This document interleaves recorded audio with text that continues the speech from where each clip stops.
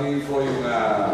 Eu vim aquí a escoitar a conferencia e guióme a un par de cosas. Que son un par de cosas nada máis porque les teño que dicir moito son eles todos. Eu teño unha vista de vello como todo e máis novo, incluso por edade, como dicen. Este libro que tengan con diante, que vamos a enseñar, é completamente parte do seu traballo sobre a historia da educación en Galicia. Que, bueno, onde nos podemos encontrar, non eu en concreto, pero si encontrei, por decirlo así, os meus pais, os meus tíos que estudiando en moitas escolas de toda a hora. E a tesis de Vicente é unha tesis moi notable sobre as escolas, precisamente como estas escolas feitas co esforzo, que casi me poñería en plan romántico, o esforzo, a sangre, o sudor e as lágrimas os meus avós, de moitos parentes da xente que está aquí, que emigraron a Cuba e que se esforzaban moito en enviar dinheiro para que os seus descendentes pudieran estudiar en escolas como esta. E, sin máis, deixo a Antón e a Vicente, que son os que teñen que contar.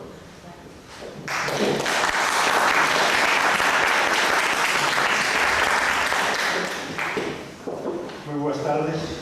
Para Vicente, para mí, para os dous, é realmente unha satisfacción poder estar aquí compartindo con todos ustedes, con todos vos este acto que quere ser de lembranza e de homenaxe a aqueles que axudaron a vitalidade dun pobo, neste caso a vitalidade de Redes e Camouco.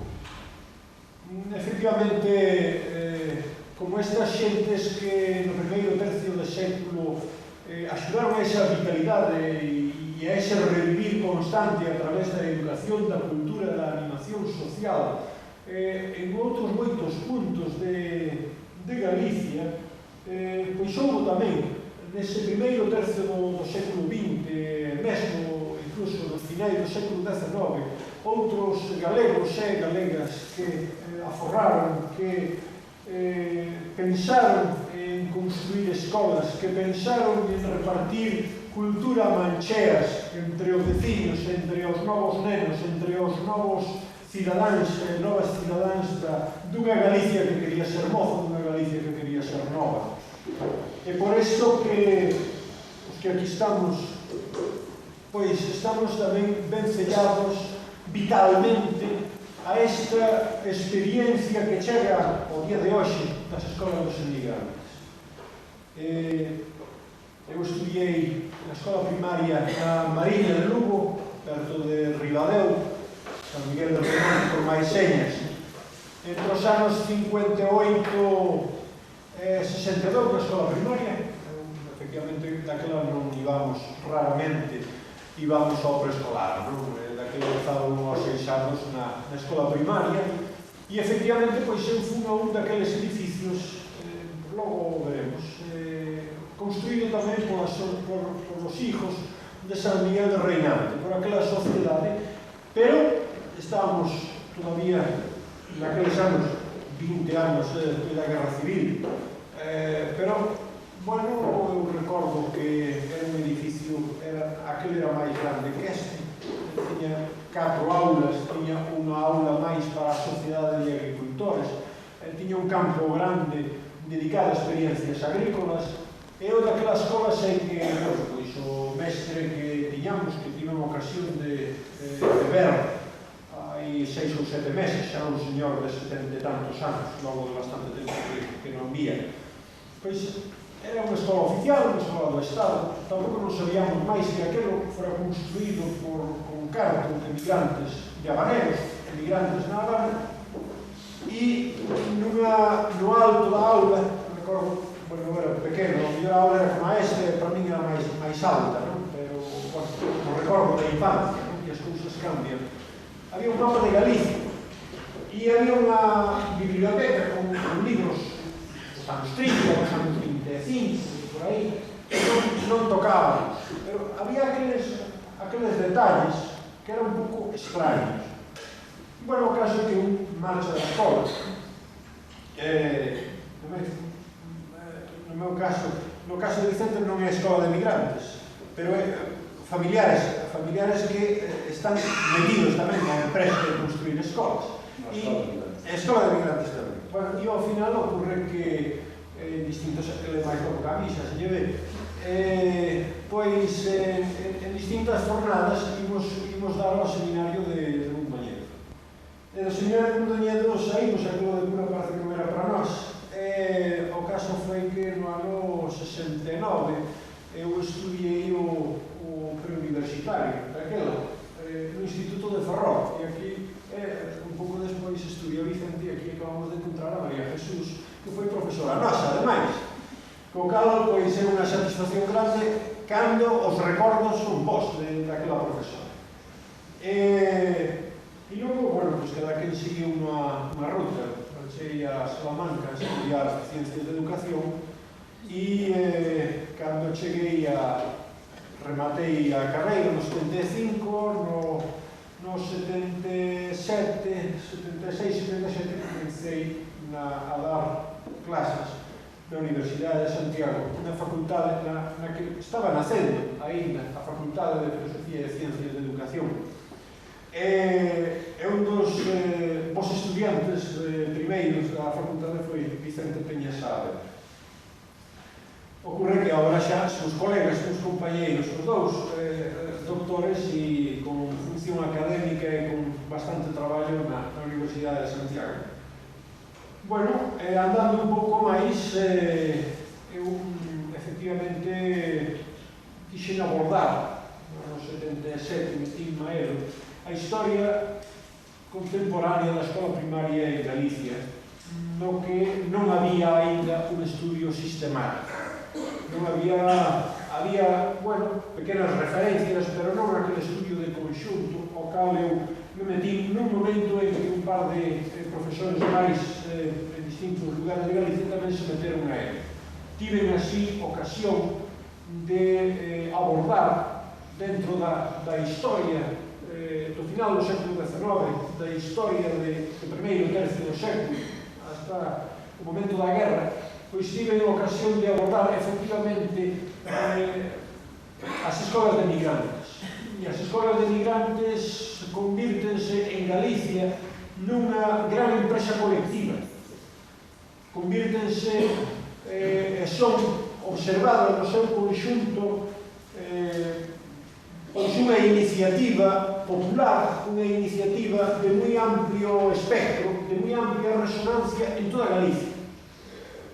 Digamos, habría que marcar diferencias porque, bueno, pois a zona da Terra Chá, en Lugo, de Viveiro, o conxunto da Mariña de Lugo, o condado de Ortigueira, toda esta comarca das Mariñas dos Condes, onde aquí estamos, Betanzos, ao redor de Betanzos. Daí temos que pegar casi un salto hasta Santiago, os arredores de Santiago, ao norte da provincia de Ourense, ao sur da provincia de Lugo, o Baixo Miño, xa as terras un pouco máis abaixo de Vigo, pois son os espacios que en Galicia concentran especialmente ese esforzo notable dos emigrantes por repartir cultura nos seus lugares de orixe. É un fenómeno que, bueno, pois, alcanza moi rapidamente e os números conocidos moito mellor Vicente que non eu. O fenómeno sobrepasa as 200 sociedades de instrucción que se constituyen na Habana, que se constituyen en Buenos Aires, que se constituyen en Montevideo, en algúns outros lugares de América, dándose o caso de que emigrantes dunha parroquia, uns que se repartían para Buenos Aires, outros para Montevideo e outros para Habana, poníanse de acordo entre eles, poníanse de acordo e xuntaban cargos entre todos para mandar os parroquianos de aquí a fundar aquí nos lugares a delegación da sociedade instructiva, e era a delegación a que se encargaba de levar adiante a construción da escola cando se construía, outras veces pagaba o mestre, outras veces traer a máquina de escribir, traer a máquina de coser, traer o cinematógrafo, introducir a vida, introducir os instrumentos de cultura, introducir o museo escolar, introducir a biblioteca, todo aquilo que daba vitalidade a unha escola onde, todo aquilo que dá vitalidade a unha escola tamén no día de hoxe. o fenómeno é unha alta resonancia. É por isto que mereceu, efectivamente, estudios parciales.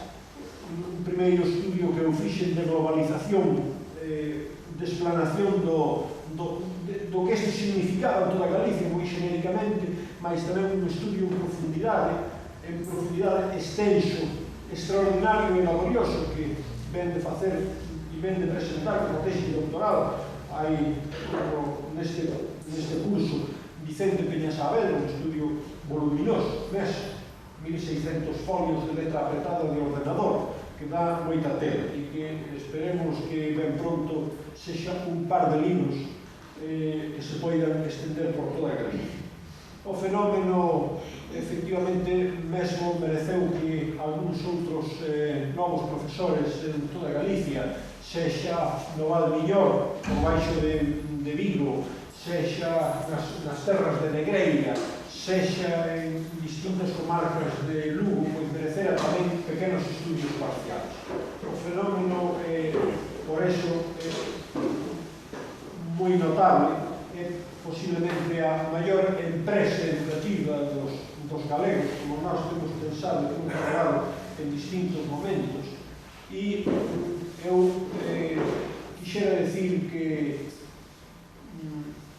as razóns que hai no fondo de aquelo foron razóns de cultura, foron razóns de redención, foron razóns de ciudadanía. Aqueles emigrantes que caen en La Plata, que caen en Buenos Aires, que caen en Montevideo, que caen en Habana, en tantos outros sitios, e que ven que teñen que ocupar os peores lugares laborales por defecto, por problemas de cultura, empezan a ver, empezan a sentir a necesidade de que os seus fillos, de que os fillos dos veciños, de que aqueles que quedaban no país, que posiblemente tiveran tamén que emigrar no futuro, nos anos 20, nos anos 70, haberían de vir provistos de outra riqueza cultural, para con esa riqueza cultural poder ocupar uns millores lugares no traballo e poder gañar máis, diríamos.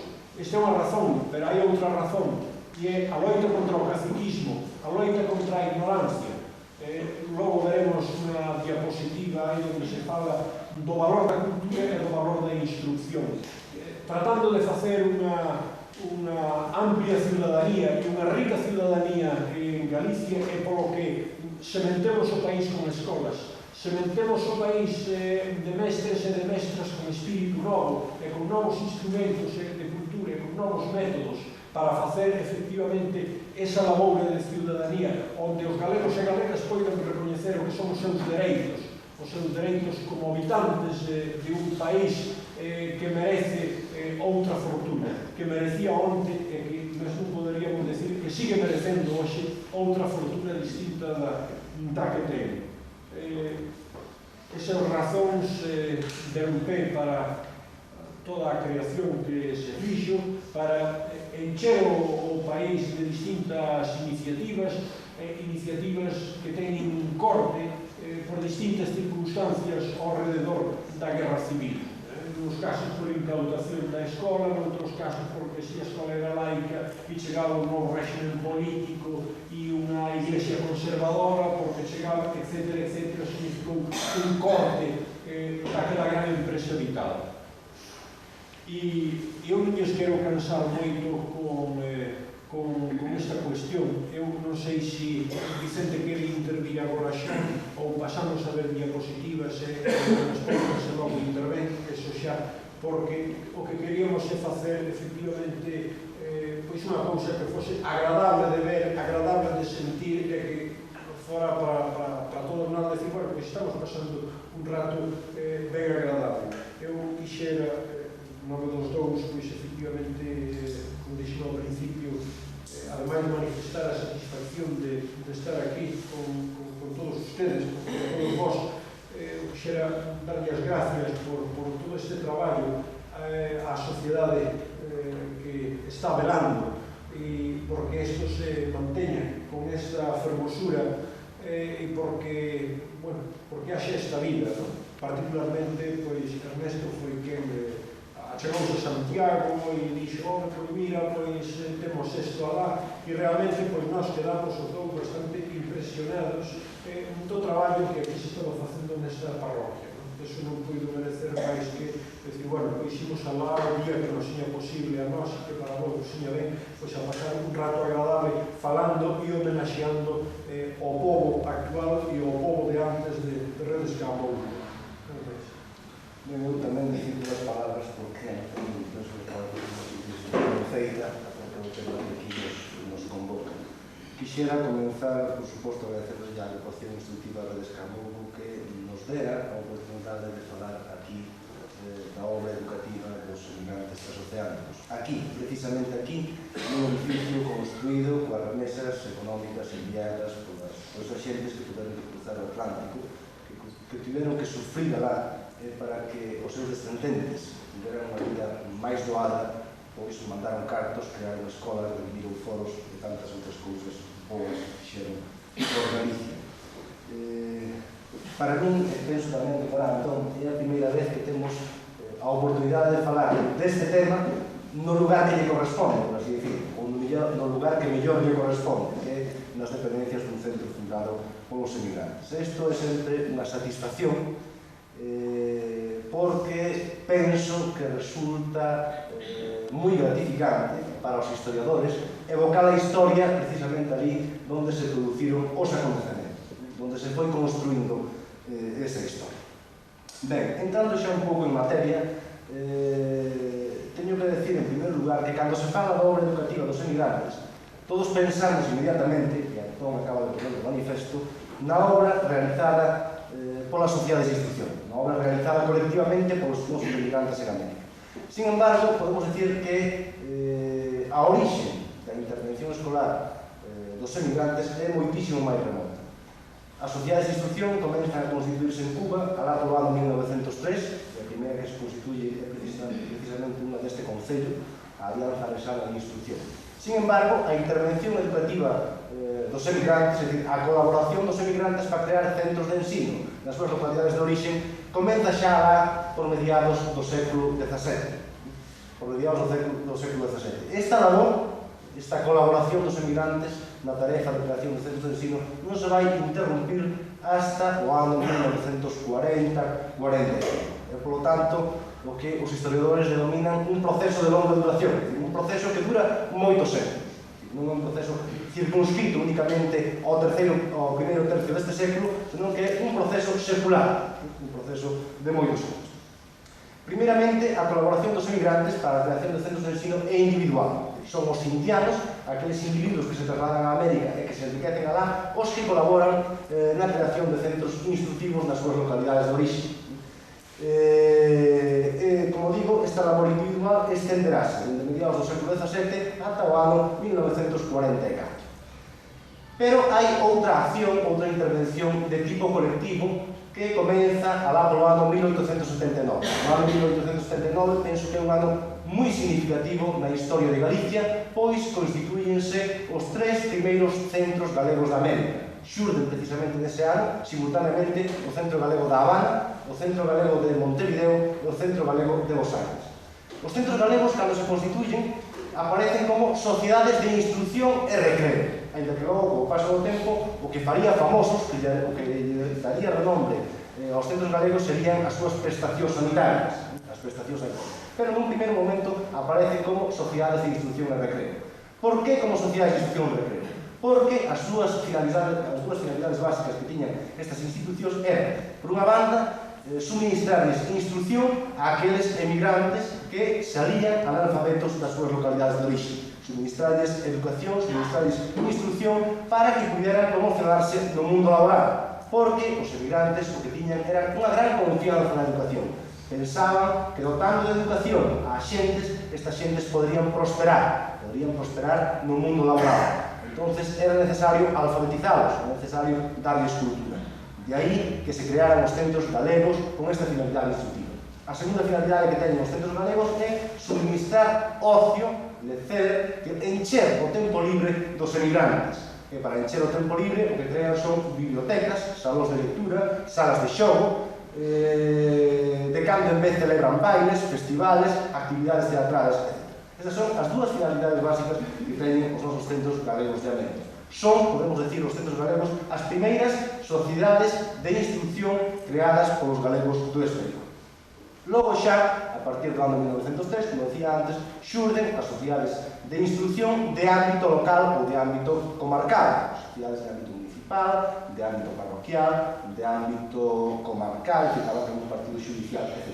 Estas sociedades de instrucción de ámbito local, a diferencia dos centros galegos, non se crearán para intervir nos lugares de destino dos emigrantes, senón precisamente nas localidades de orixe, dos nosos emigrados. Son as que crean escolas por toda a xeografía galega. E son precisamente as sociedades de instrucción as que configuran ou as que encarnan aquela modalidade de intervención educativa que acadou maior popularidade. Acada moita máis popularidade a intervención das sociedades de instrucción que a intervención educativa, por exemplo, dos centros galegos e que a intervención individual dos emigrantes. Os datos neste caso son, penso que rotundos. Sabemos que en América constituíronse ao redor de 400 sociedades de instrucción. 400 sociedades que levan o nome das parroquias, dos municipios, das comarcas de Galicia. Isto según o censo provisional de sociedades que temos hasta este momento. Pero é moi probable que o número de sociedades constituídas polos galegos de Cuba, os galegos de Buenos Aires, os galegos de Montevideo, chegue incluso ao medio millón, en torno a 500 sociedades de instrucción. A cifra penso que é importantísima, que é moi importante. Pois ben, estas sociedades de instrucción crearon en Galicia en torno a 225 escolas. 225 escolas espalladas por toda a xeografía galega. Pero o que interesa aquí non é o número de escolas, senón o número de aulas. Estas escolas tiñan 326 aulas, o que significa 326 dependencias dedicadas a ensinar aos nenos e ás nenas do noso país. Estas 326 aulas, destas 326 aulas, 280 instaláronse en 177 edificios construídos expresamente para centros de ensino. 177 edificios que se levantaron por toda Galicia para ser destinados a escolas co importe das remesas dos cartos enviadas polos nosos emigrantes desde América.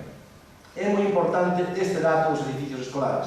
É importante porque podemos decir que no momento en que intervenen os nosos emigrantes no campo escolar, nas súas localidades de orixe, en Galicia non existían edificios escolares, non había escolas, materialmente falando. Había, eso sí, vivendas particulares, había alboios, había cabanas, donde se instalaban as escolas, pero non había edificios diseñados expresamente para cumplir unha función educativa. Como simple exemplo, podemos decir que en toda a provincia da Coruña, durante a primeira década deste siglo, solamente se fixo un edificio, das cidades de Ferrol da Coruña, solamente se fixo un edificio con fondos públicos para ser destinado a centro escolar. Este edificio foi o Grupo Escolar de Ortigueira, a Escola Graduada de Ortigueira, que se fixo con cartos do Concello e do Estado. Entón, podemos decir que, prescindindo deste caso raro, deste caso único, os emigrantes correspóndelles o mérito de ser os primeiros en facer edificios destinados a cumplir unha función educativa. Ademais, a inversión que fan os emigrantes en centros educativos, en centros de ensino, non é só unha inversión a curto plazo, nin a medio plazo. Evidentemente é unha inversión a curto plazo, porque estes edificios destinanse inmediatamente a ser sede de escolas, a emplazar neses escolas. Pero teñen tamén, digamos que, unha virtualidade de inversión a longo plazo. E a mostra témola aquí. Estes edificios que levantan os emigrantes siguen hoxe en día en pé, cumplindo ademais unha función, en moitos casos, semellante a aquela para a que foron destinados. Porque temos que pensar que os edificios que levantaron os nosos emigrantes non estaban solamente pensados para albergar escolas, senón estaban pensados como edificios, o que hoxe se chama edificios de uso múltiple. É dicir, eran edificios nos que se establecía a escola da parroquia, tiñan además desses edificios a súa sede agrupacións culturais, sindicatos agrarios, cooperativas de consumo, eran lugares ademais donde, isto foi moi criticado, non sei por qué, eran lugares ademais onde se celebraban periódicamente bailes, tal vez os únicos bailes que tiñan lugar nas parroquias, distinguindo das festas parroquiais, eran lugares onde se celebraban actividades recreativas, eran lugares onde había bibliotecas. Precisamente estes edificios, gracias a estes edificios, moitas parroquias, moitas nosas parroquias rurais, puderon abrirse ao exterior. E puderon abrirse ao exterior gracias a esas bibliotecas, a eses libros que chegaban ás aldeas e que moitas veces eran os únicos libros que existían xunto cos eclesiásticos que había nas nosas parroquias.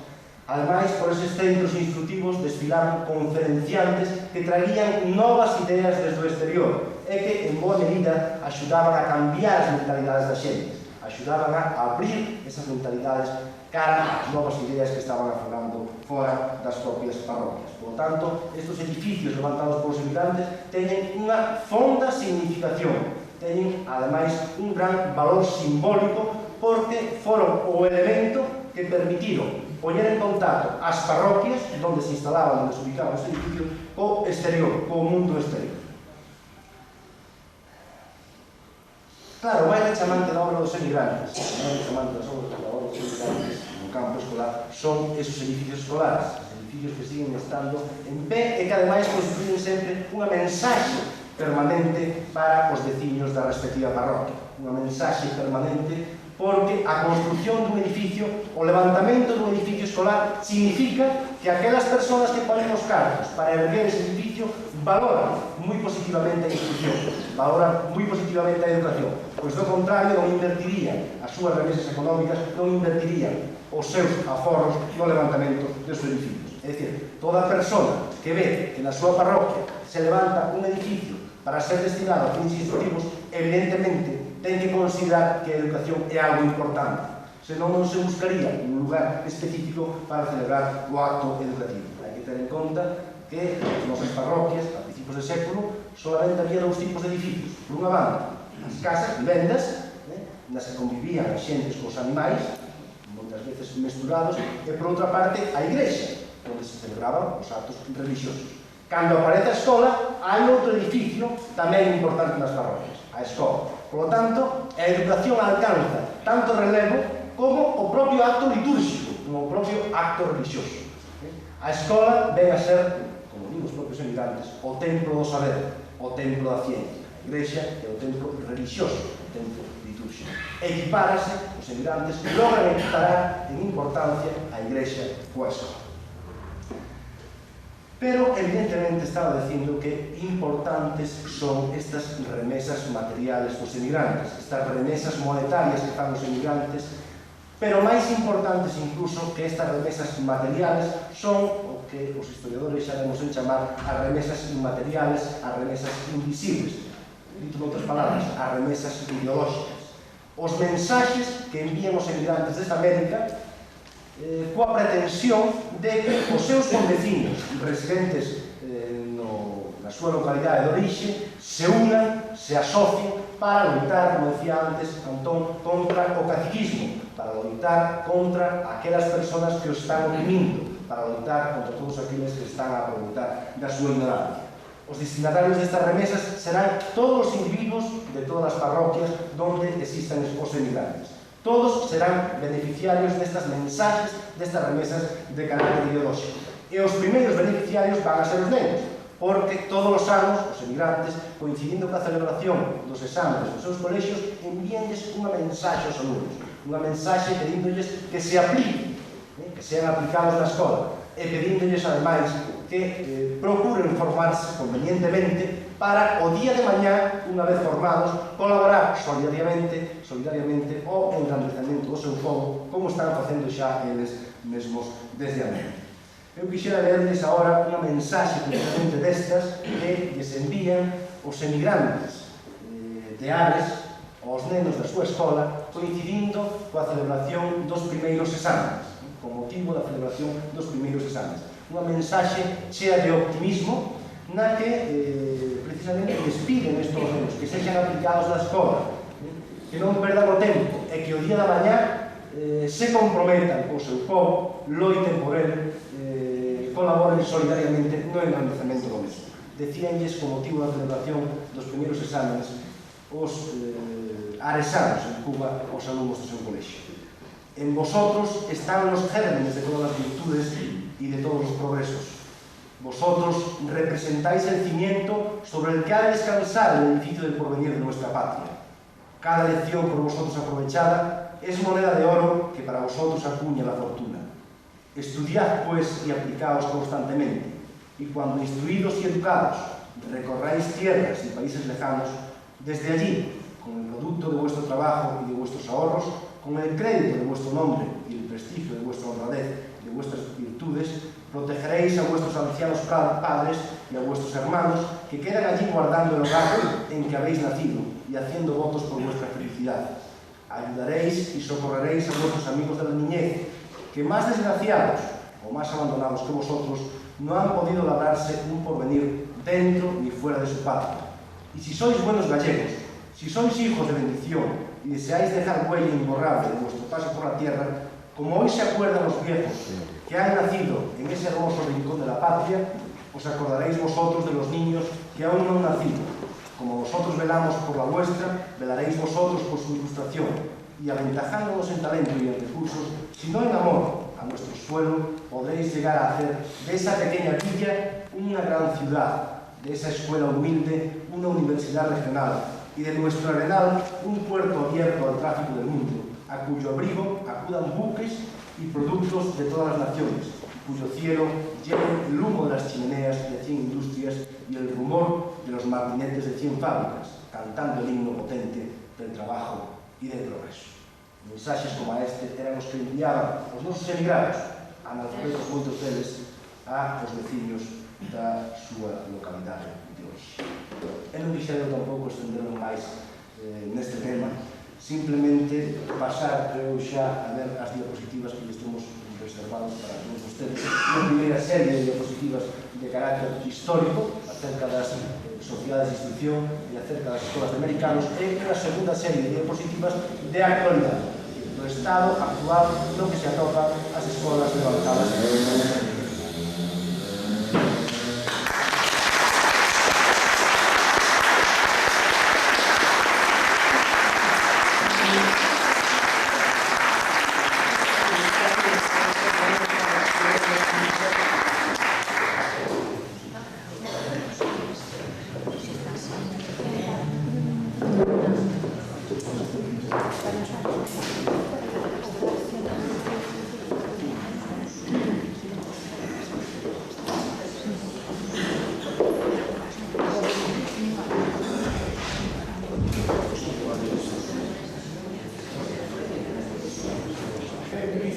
son emigrantes que se constituyen como sociedade instructiva e sacan a foto e algunhas daquelas fotos chegaron a nós a través dunha revista que se editaba en Vigo que se chamaba Vida Gallega, que comenzou a editarse en 1909 e era unha revista que tiña unha parte gráfica amplia de onde eu recollín casi todas estas fotografías de carácter histórico. De principio, porque tamén conta para ver un pouco, bueno, pues como se vestían, como se peinaban, e, bueno, tiñan boa apariencia para a foto, ¿no? Tiñan boa foto, boa apariencia.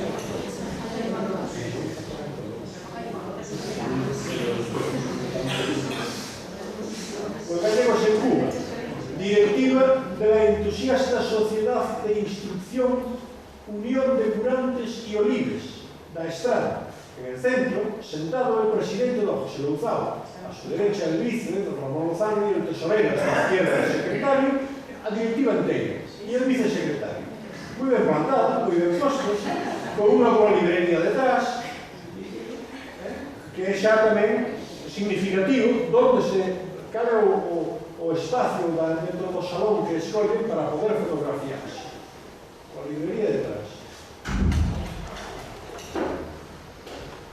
Esta foto é moi valiosa. É o Comité Representativo de las Sociedades Gallegas de Instrucción, organizador del mitin de protesta por los tristes sucesos recientemente ocurridos en Tui. Estes tristes sucesos ocurridos en Tui son en Salceda de Caselas, recordo exactamente si foi no ano 12, unha cousa así. Naquel momento estaba o problema todavía dos foros, que a xente que tiña as terras, efectivamente, as terras que traballaban non eran plenamente deles e tiñan que pagar todavía, pagar en especie ou pagar en dinheiro, que foi o que ocasionou que ante a imposibilidade de pagar esos tributos como pagar outros, foron os que ocasionaron tamén unha forte migración. Houve unha protesta, os sindicatos agrarios fixeron protestas en distintos lugares de Galicia na búsqueda da redención das terras e de que os campesinos nas terras que traballaban tradicionalmente pudieran ser os propietarios delas a través da compra, etc. En Sauceda de Caselas, ou en algún outro lugar, a manifestación cívica, manifestación pacífica, alguén con tricornio, en aquel momento respondeu con balas e con mortos. E isto foi o que motivou que temos aí pois uns 30 emigrantes, cada un deles supostamente representando unha sociedade de instrucción e entre todos forman a federación, o comité representativo e, bueno, pois teñen un acto de protesta por aquilo e bueno, deixanse fotografiar para o modelo. Temos aquí outra sociedade de instrucción, posiblemente habanera, pois que tamén deixan constancia para a historia. E agora temos a outra parte. Hasta aquí vimos a parte de América. E que pasa ca parte de Galicia? A parte de Galicia, pois temos o seguinte: en 1917, se ustedes ven, Sociedade de Agricultores, 1917, Campo Lameiro, Festival Escolar para reparto de premios donados por los hijos de Couso residentes en Cuba. Deste lado, nun lugar similar a Redes Campo, hai unha festa ao rededor da escola e ao rededor daquel presente dos emigrados. E miren ustedes, hai unha gran pancarta que preside a festa, e esa pancarta di: los pueblos sin instrucción son esclavos y víctimas de los tiranos. 1917. Do lado daqui, vívese a cultura con esa intensidade como acceso aos dereitos de ciudadanía.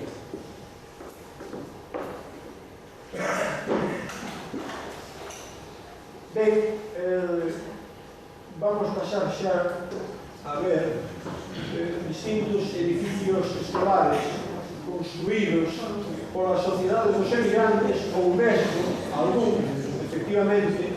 Este foi o Eusebio da Guarda, que decidiu facer un legado dunha parte notable dos seus bens para construir este edificio que todos ustedes recoñecen non sei se sigue chamando a Plaza de Pontevedra, na Coruña. A beira hai outro edificio de trazos similares. Isto é a Fernando Blanco de Lema. Fernando Blanco de Lema foi un dos grandes indianos, deu un legado extraordinario de cartos e recursos no século pasado, 1770 e tantos, perdón, 1870 e tantos, un legado para un extraordinario edificio escolar que aí se ve. Diremos que vemos a parte central e un lateral, o outro lateral ten outra torre igual, sigue para detrás, ten unha horta extraordinaria, ten árboles centenarios neste momento, tiña a principios do século, tiña unha biblioteca, tiña laboratorios, tiña para aprender a traballar a terra, material mecánico, era unha cousa extraordinaria. Bueno, imos xa hacia as sociedades, a sociedade de instrucción. Este é un edificio que creo que volveremos a ver máis tarde, é do Baixo Miño, é unha daquelas escolas construídas pola sociedade de instrucción. un exemplo ben bonito tamén de edificio, está destrozado. A diferencia do que ocurre aquí, eu visitei este edificio hai 3 ou 4 anos, non volví por ali, non sei exactamente neste momento, pero hai 3 ou 4 anos estaba moi maligno de ver, deu unha gran pena. Aquí temos grupo escolar de Piñeiro, la Sociedad Hijos del Ayuntamiento de Cedeira, da Habana.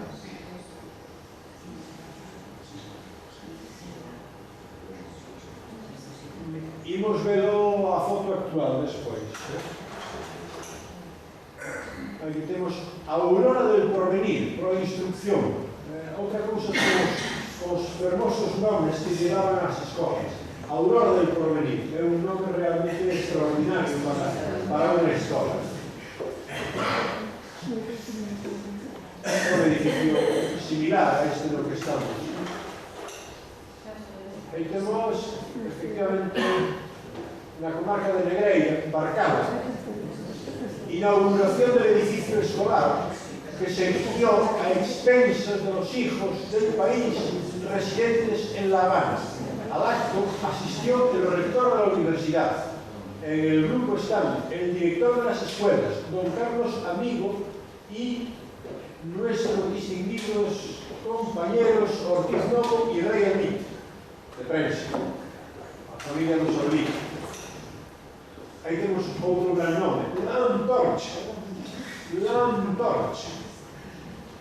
Cristiñade, na comarca de Ponteareas.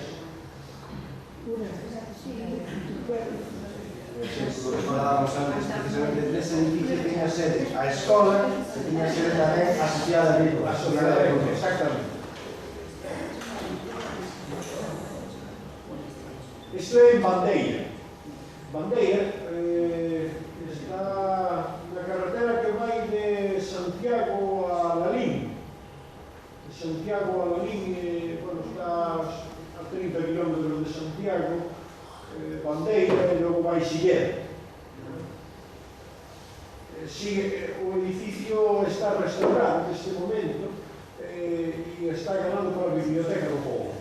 É un bom edificio de pedra e moi ben conservado, está todo aquí. Estivo tamén medio tirado, pero hai 5 ou 6 anos restaurado. Bueno, vamos a ver. Como facemos aquí? Pasar e volver atrás. Isto é. Imos ver o estado actual desta... Bueno, estado actual. Imos ver unha diapositiva posterior ao edificio na súa totalidade. É unha foto recente neste caso. En lugar de Beis Sada, los vecinos de Castrofeito a los benefactores de esta parroquia, 1928. Quiero señalar... Sí. No, para atrás. Ahí está. Deixa aí un momentinho. Sí. Sí, ahora 25 pode ser. Sí, está bien. Bueno, vamos a deixar de avisar. Ocurre que o edificio conserva, afortunadamente, e temos moito temor de que calquer día pase un e lle mete un cantazo a estas lápidas. Afortunadamente todavía non ocurriu, porque son moi valiosas. Valiosas nos dibuixos que aquí hai, aluden a simboloxía da cultura. E di aquí un grupo escolar donado e non sei que, por os hermanos, hijos de esta parroquia, don Ramón e don José Beizada, amantes da cultura, 1928. E despois, esta lápida é a que vamos ver, Vicente, se me podes dar atrás. Exacto. Ven o seguinte interés. El mobiliario de estas escuelas fue donado por estos señores. Y di os señores de Habana, os de Montevideo e os de Buenos Aires. E di, don Ramón Beizada, pesetas, 1000. Don José Beizada, pesetas, 1000. E así vai baixando hasta don Jaime Ferreiro, pesetas, 25. E logo sigue Montevideo, don Jesús Fraga, pesetas, 295. Don Antonio Ferreiro, 88, 35 pesetas. Buenos Aires, Don José Precet, 250 pesetas hasta 100 pesetas. Donantes del terreno, Don Francisco Ferro y Don Domingo Parga. Está muy bien, ¿no? Muy interesante. Muy interesante.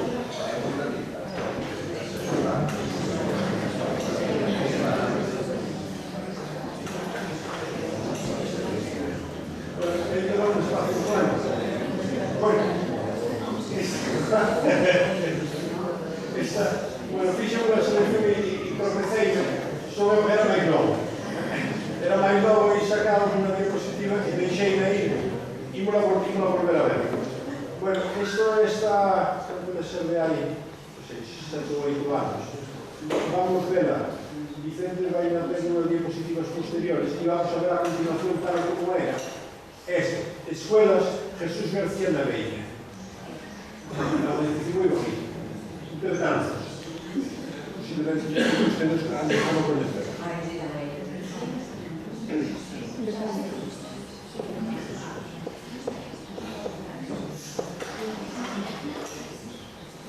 Tenemos en Mañón, Riberas del Sol, primer pabellón recientemente inaugurado de las 3 escuelas fundadas para su pueblo natal por los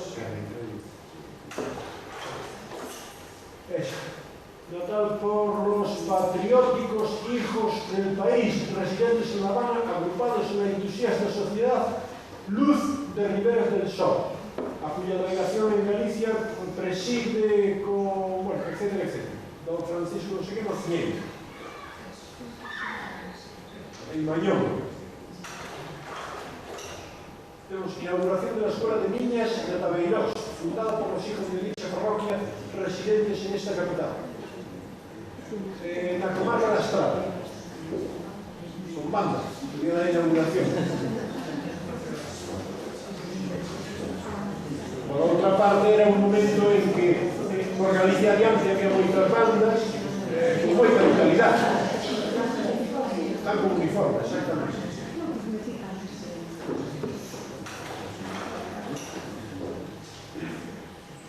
En Cecede.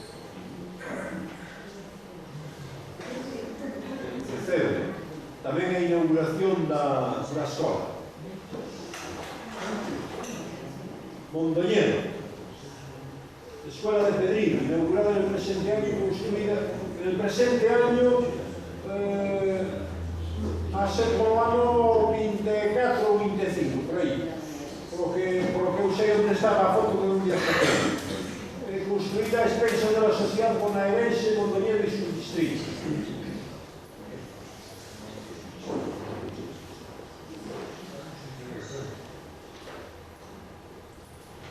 É unha escola nunha zona interior, tampouco non é Mondoñedo, efectivamente, o Pedrigo, é unha parroquia un pouco de montaña dentro da zona de Mondoñedo. Cervo, xa na Mariña de Lugo, tirando cara a Viveiro. Escuela de la capital del ayuntamiento donada por Centro Hijos de Rivero en Buenos Aires. Abadín, nuevas escuelas de la Fundación Seixos. Abadín, tirando tamén para Mondoñedo, entre Villalba e Mondoñedo. Hay varias construccións á veiga e a casa grande era a casa do señor Seixos, efectivamente, que foi unha fundación individual de indiano. Vivero, Escuela de la Fundación Trobo.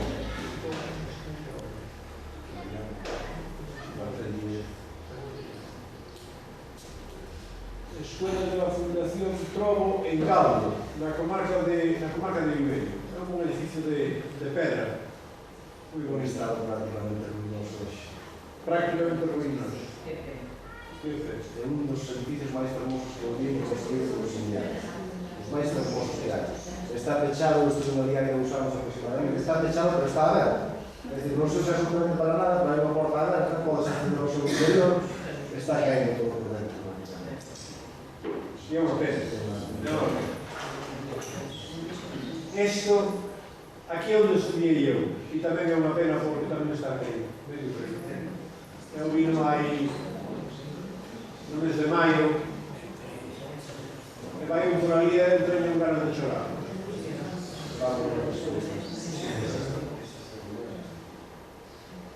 Pois este é, eu recordo moi ben, porque efectivamente, pois isto é como ustedes, eu estudiei aquí, sí, pois eu estudiei ali tamén, non? E sei o que sería, e diante víamos o mar, lonxe, non? Víamos o mar, e nós tínhamos o monte do Comado. Viveiro, Escola de Fundación Pernas, en Galda tamén, con reloj, non se ven desde aquí, é unha campaíña. Cerro, Escola de Villastroza, donadas por Manuel Cambillán.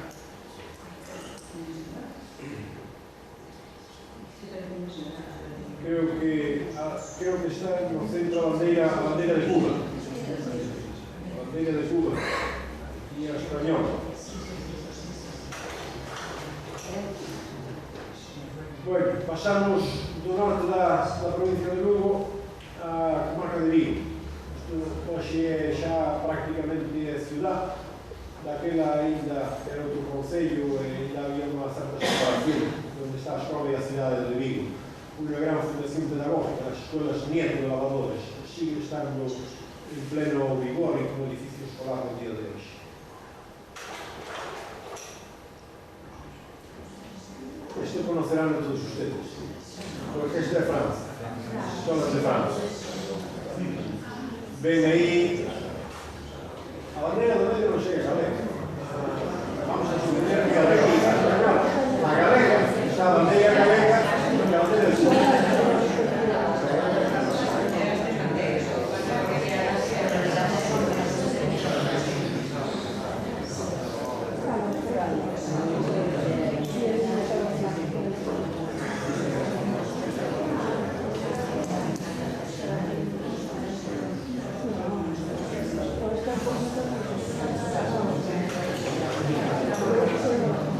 Ben, isto é en Coirós. Bueno, non me falta que vai alá. Nota, isto é 1924, Buenos Aires. Nota de los vecinos del Ayuntamiento de Coirós que cargaron piedras para la escuela y muros que la rodean. Y son los vecinos de Coirós, os de Lesa, os de Collantes, os de Armeá, os Penuca y Santiago de Ois. Agustín Tomé, un cargo. No sé qué, unos cargos.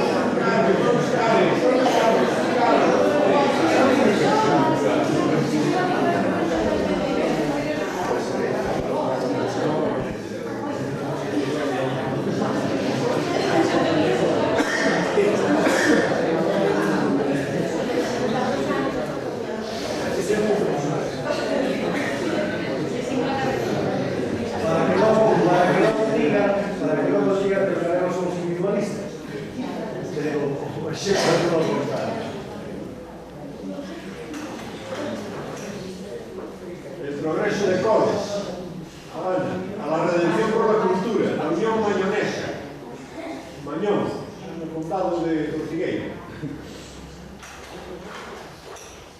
Ferrol y su comarca, un paso de avance decisivo. Ferrol y su comarca une su generoso esfuerzo a la Federación para hacer posible la vida de los pequeños núcleos que laboran por la difusión de la cultura en Galicia. Estes son os Naveira, os dous irmãos. A continuación vai ao seguinte. Excelentísimo Senador Jesús García Naveira, Colegio de García Naveira de Otávio. Jesús me dou, non recordo agora como o nome deste homem. Este é Francisco Sabino aquí na presente. Sí, é verdade, que sí. Bueno, agora vamos ver varias diapositivas efectivamente, admirable Fundación Valle Miñor. Está a 15 kilómetros de Vigo, na zona sur. Chegaba a tranvía hasta diante da porta. e era un edificio extraordinario, o ten na parte de atrás. Actualmente é Instituto de Formación Profesional. Estivo abandonado tamén. Tiña de todo, na biblioteca e nos laboratorios. Era unha fundación extraordinaria que fixo un traballo cultural moi amplo en toda a comarca de Nigrán, a Ramallosa, Baiona. Aí temos o edificio noutra perspectiva. Xa se ve que é moi bonito, de moi boas trazas, é grande. Exacto.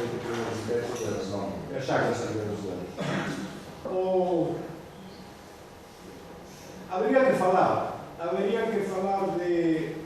Os emigrantes tiveron inicialmente máis preocupación por que se instruíran os nenos e non as nenas. Non só os emigrantes, toda a sociedade. Pero os emigrantes tamén pensaron que os que iban a emigrar, os que máis iban a necesitar eran nenos, razonaban que todavía máis preocupación. Pero despois empezou tamén o traballo da instrucción das nenas. Neste caso, o Valle Miñor, pois tiñan este edificio para colexio de nenas, sendo os mesmos, a mesma sociedade dos anteriores edificios, o anterior edificio que vimos Fidesz. Edificio que ocupa a Escuela de Niñas en la fachada las banderas española, argentina y uruguaya.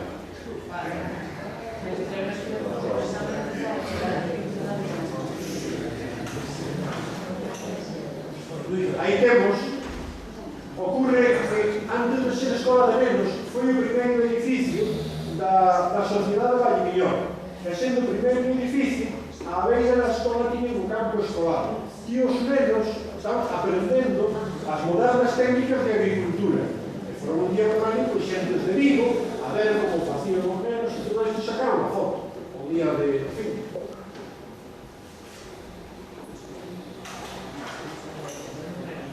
Tiña imprenta, xa no edificio novo, tiña imprenta, e taller de imprenta, donde facían os impresos e cousas que necesitaban na escola e traballaban para fora, e aprendían a ser impresores. Los alumnos, directivos e profesores de las escuelas de Valle Miñor en la hermosa playa, con bandeiras. El profesor Ares de Parga visita las escuelas de la Unión Hispanoamericana Valle Miñor. El profesor Ares de Parga, un galego, ilustre profesor de Buenos Aires, que ven aquí a modo de inspector das escolas, para ver como funcionaban, etc. Isto é o don Eladio Ferreiro, o director, e un profesor das escolas. Están as fotografías que non as ali tamén. E esta continuación dou rapazos xa dou rapazolos, que están en edade de merecer, que están aprendendo un oficio nas escolas. Alumno de ampliación que obtuvo el primer premio, que obtuvo el segundo premio, y votos por el primero, don Manuel Gómez. Esta é unha das aulas, clase de primer grado. El director de la escuela, el señor Ferreiro, muestra al señor Solá los trabajos de los alumnos. Aí temos clase de segundo grado. Podemos ver as paredes con mapas, con non sei que. Tiña muitísimo material este colexio. Volvemos a pasar a Cervo. Podemos estar terminando xa. De recheo. Pegamos un salto de arriba e abaixo. Efectivamente, este é o campo de Valle Miñor, que vimos antes, de outra perspectiva. Boletín, había aquelas máis fortes, aquelas sociedades máis fortes que editaron tamén o seu boletín, a súa revista, e esta era a revista. Vese moi ben como a ciencia dá unha iluminación sobre o Valle Miñor, a ciencia con todos os seus atributos presta un novo sol e unha nova luz sobre a agricultura, sobre o desenvolvemento, e aquí está o edificio escolar de Valle Miñón.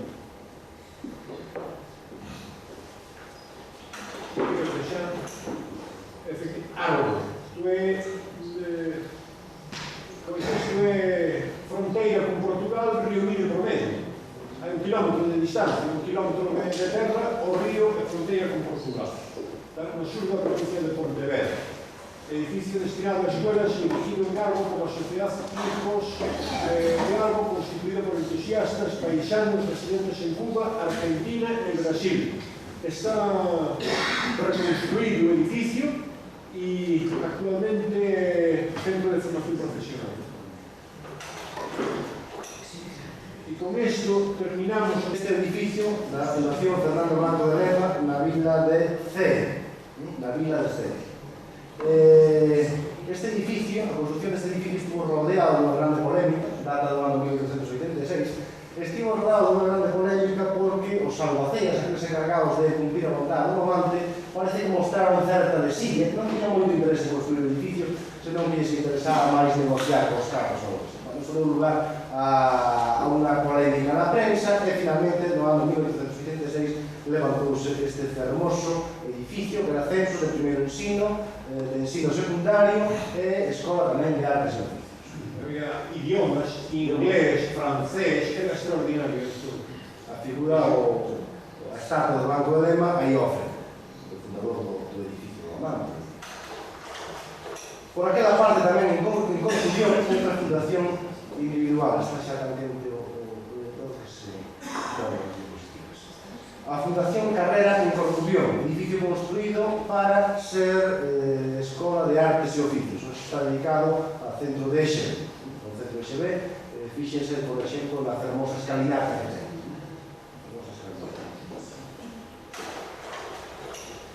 Ese edificio das tres placas que víamos antes, que nos mostraba Antón, este é o edificio no seu conxunto. Actualmente é a Escola de Párvulos, fundación dos irmãos Beixada e de outros emigrantes que aportaron distintas partidas económicas para a súa dotación.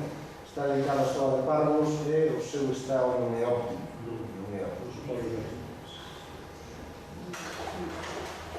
Na zona de Muros, outra fundación individual, as Escolas de Serres, donadas por un tal Simón Cambeiro Sante. Actualmente está dedicado a centro de párvulos de preescolar. Este van a conocer aquí en Francia, un grupo de fundación individual, que va a Francisco Rizoso Cancela, que é o nome Sanz.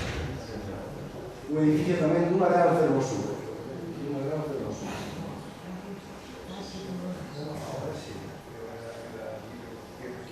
Vamos a ver antes. O edificio fundado polos que existían, parece que xa non existe este edificio, según teño entendido. Fundado polos irmãos García da Beira, donde, bueno, un edificio dotado do melloriño da época, de material escolar, bibliografía, tiña un gran museo escolar que quedou deteriorado cando foi aquilo do Hortense, que levantou parte do tellado, bueno, arrasou con o museo escolar, e, según teño entendido, este edificio estaba previsto tirado, xa hai unha temporada que me pasa por aquí, estaba previsto tirado para facer unha rúa polo medio da finca. Non sei se o tiraron ou non o tiraron. Fundación dos dous irmãos García Naveira, Juan e Jesús. E agora vamos a ver unha escola que xa vimos antes, fundación individual dun irmão, de Jesús García Naveira. A escola municipal, escolas municipais de Tanzos, un edificio de estilo modernista, e tamén dunha gran fermosura. Na zona de Viveiro, a escola de... que se vexan tan mal, pero polo calor, se van do norte de Cosquillas. A Escola Unitaria de Chamín, obra de Manuel Seara Martín. Bueno, cando Manuel Seara Martínez era un crego da zona que emigrou a Cuba e, cando voltou, construiu este edificio que ten unha capela no seu interior e tamén no interior do edificio está enterrado o seu donante. Está enterrado o seu donante. O seu estado de semi-abandono e actualmente está só como capela, solamente como capela. Tamén na zona cerca de Viveiro, a escola de Ourol, fundación individual debida a Vicente Casabel, outro indiano. Tamén está o de semi-abandono. Cerca de Ibeiro, a escola de Vieiro, sufragada por Vicente Abadín García. Está dedicada a centro de párvulos. Este edificio que vimos antes, que está en estado de semi-abandono, que comentamos, un edificio moi fermoso, pero na comarca de Ibeiro, Galo, Fundación Trobo. Como poden ver, a porta está aberta, a porta de aquí está aberta e podes acceder ao seu interior. Hai unha ventana ali aberta, está nun estado deplorable por dentro, así como por fora parece que se conserva bastante. Escolas de San Cibrao, tamén na Mariña Luguesa. Este é un exemplo de colaboración entre os indianos e as sociedades de instrucción. Digo que é un exemplo de colaboración entre os indianos e as sociedades de instrucción porque este edificio foi financiado pola viúda dun tal José María Fernández Montenegro e ubicouse nun solar adquirido pola sociedade Centro do Partido de Ibeiro en Bos Aires. Colaboración entre sociedades e indianos. En Ourense, estamos en Ourense, o Grupo Escolar de Freas de Irás, en Marinás, obra dun emigrante que se chamaba Roxelio García Llán. Hoxe este centro está dedicado a parvulario, a centro médico e a centro tamén de formación profesional. É un gran edificio, de pedra todo.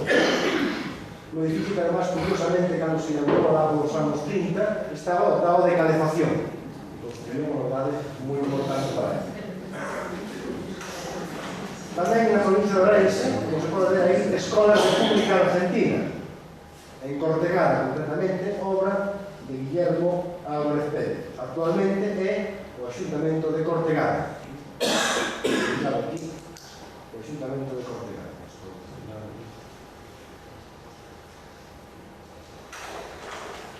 Na zona do Carballiño, Escolas Marcos Avellaneda, concretamente en Santa Eulalia de Banda. En Perín, unha obra de José García Barbón, Colexio San José. García Barbón foi un curioso personaxe, un filántropo, que fixo grandes donacións no campo do ensino e de outras obras sociais na zona de Verín, en el nativo de Verín, pero por motivos caciquís, por intrigas, por esas cousas que todo o mundo coñece, veuse obligado a, primeiro, a emigrar a Cuba e logo a trasladarse, cando retornou de Cuba, a trasladarse de Verín a Vigo, porque no seu povo fixeron que a vida imposible a pesar das donacións que ele fixo ao seu. En Vigo foi o que donou todo o necesario para a construción da Escola Industrial de Vigo, que logo foron as Escolas de Artes e Oficios, un edificio moi grande. En Pontevedra, Escolas de Santa Xusta de Moraña. Esta era unha escola de inspiración confesional. Dice moitas veces que as escolas fundadas polos emigrantes eran todas laicas. Non é verdade, había escolas tamén confesionais. Esta era unha delas, por exemplo.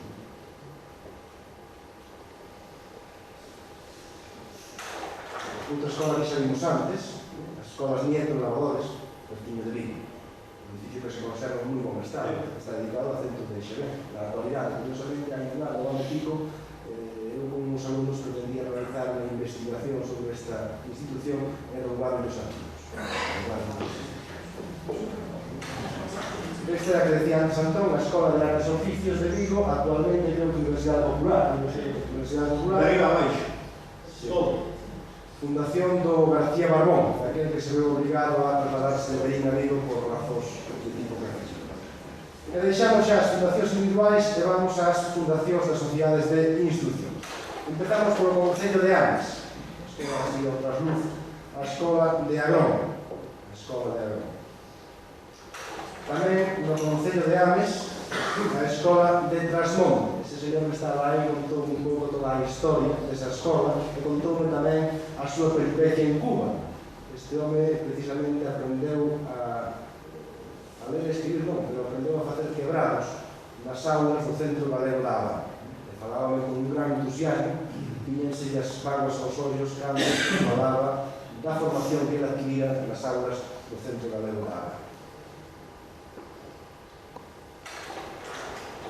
Escola de Brión, tamén naquela zona perto de Santiago. está dedicado ao centro de Barros na actualidade. Escola de Ames, capital, restaurada recientemente, un edificio tamén moi sinxeriño, pero dunha gran beleza. Esta sí que va a conocer todos. Escolas da Alianza de Sara. Tamén un edificio dunha gran beleza, dunha gran originalidade con esas tres cores. Esta sí que va a conocer. Un edificio tamén dunha gran fermosura, que é un edificio sinxelo na súa arquitectura, pero esa balaustrada que ten na parte superior dalle un gran realce, así como todos os elementos decorativos que ten por na parte superior das ventanas. Escola da Senra en Bergonte, posiblemente a coñeza moi importante, é un edificio sorprendente, porque ten estas dúas torres aí, que ponen torres ao oeste, que non encadran moi ben co edificio. O edificio por dentro é dunha gran fermosura, está todo en granito, ven como está o tellado, sin embargo, fundido xa, caído. Esta é o que podríamos chamar Escola por un día, porque inaugurouse en vísperas, uns días antes da Guerra Civil, e durou uns meses. No ano 37 foi xa incautada, e a partir de aí empezou un gran conflito. Os vecinos movilizáronse para intentar recuperar este edificio, pero hasta hoxe en día, incluso a iniciativa foi ao Parlamento, e hasta hoxe en día non lograron recuperarlo con os datos que eu tenho.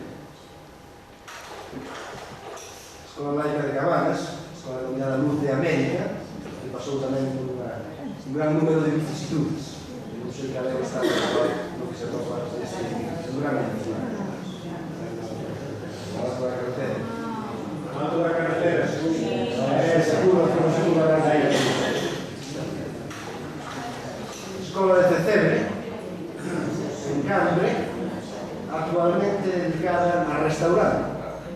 Estes edificios están dedicados a cosas máis variopintas que eran. Hoxe, un restaurar. Escola de Carnota, financiada con cartos emigrantes da zona radicados en Montevideo, na Habana e en Mosaic. Actualmente está dedicado ao Axuntamento de Carnota. O Axuntamento de Carnota. máis cerca en Esteiro, Escola de Esteiro de Cedeira. Escola de Esteiro, enviamos a fotos. Non, nos vimos de Piñeiro.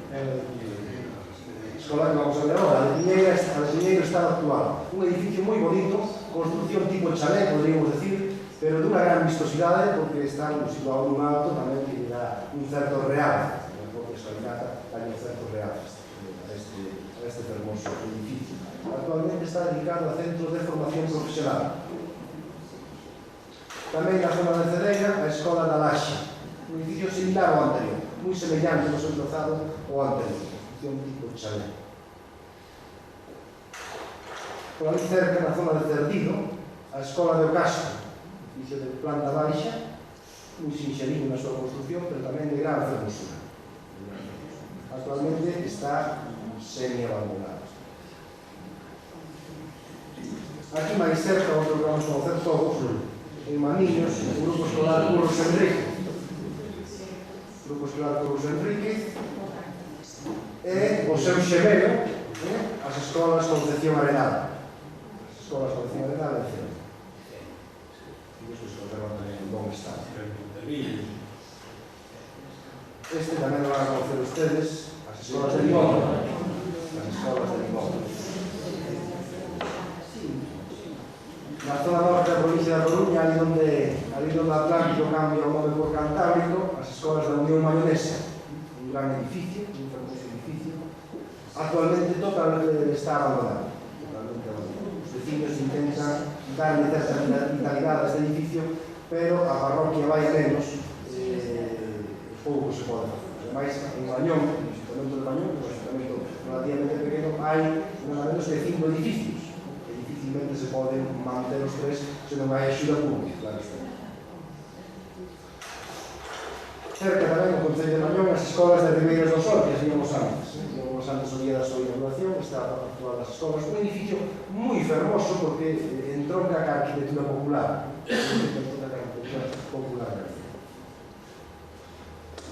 Agora vamos a ver un edificio de esos que dá pena, que se visita. A Escola de Boeche. A Escola de Boeche, construída pola Sociedade Ferrol Isuco Marca, nun estado lamentable porque eu invadida por un incendio, que moitos anos se quedou así, nas paredes. Era un edificio construído por un arquitecto de gran renome, Rodolfo Ulcha, un arquitecto ferrolano, de estilo modernista, e a súa obra así quedou. Estaba aquí un museo. No Concello de Negreira, a escola que ten unha gran vistosidade, a Escola de Seoane.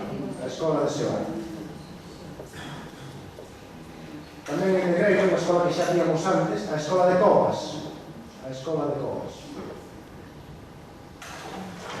Na comarca de Ortigueira, que é onde son eu, a Escola de Cuiña. A Escola de Cuiña, unha escola financiada con cartos dun indiano e dunha sociedade de instrucción. Esta sociedade de instrucción era moi curiosa, porque casi todas tiñan a súa sede central en Buenos Aires, na Habana, en Montevideo, etc. Tiñan unha delegación aquí en Galicia. Esta, sin embargo, nesta ocurrió ao contrario. Tiña a súa sede central aquí en Cuiña, en Ortigueira, e tiña unha delegación na Habana. Tamén en Ortigueira, a Escola de Sendas. Aquí ao frente da escola había un campo de experimentación agrícola que non pertenecía á sociedade de instrucción, pero foi un dos grandes campos de experimentación agrícola que houve en Galicia a principios deste século. Na comarca de Ortigueira tamén un edificio feito por un arquitecto de renombre, por Julio Galán, arquitecto urbanista, a Escola de San Adrián de Veiga. Nesta escola, non nesta escola, senón no primeiro edificio que tivo esta escola, fíxose un dos primeiros periódicos escolares que houve en Galicia. Un periódico redactado e confeccionado polos nenos, dos que se conserva unha colección prácticamente íntegra. Periódico impreso logo en talleres tipográficos en Ortigueira. Sí, que se conservan ainda máis esta lei. Exacto.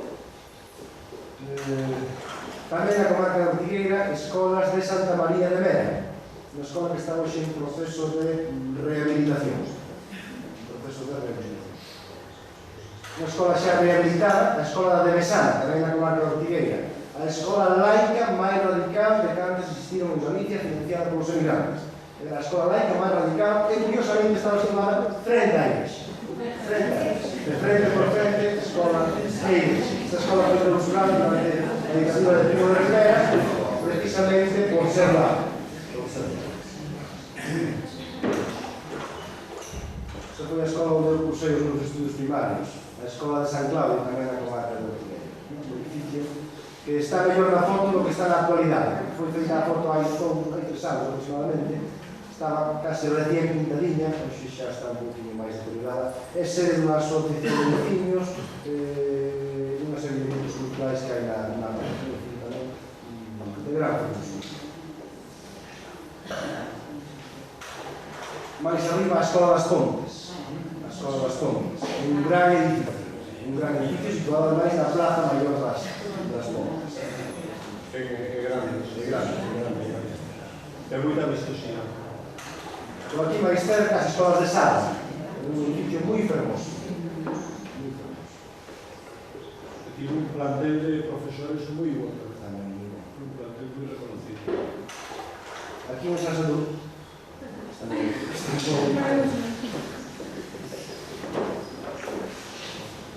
Non sei se cansa, cando se cansa paramos,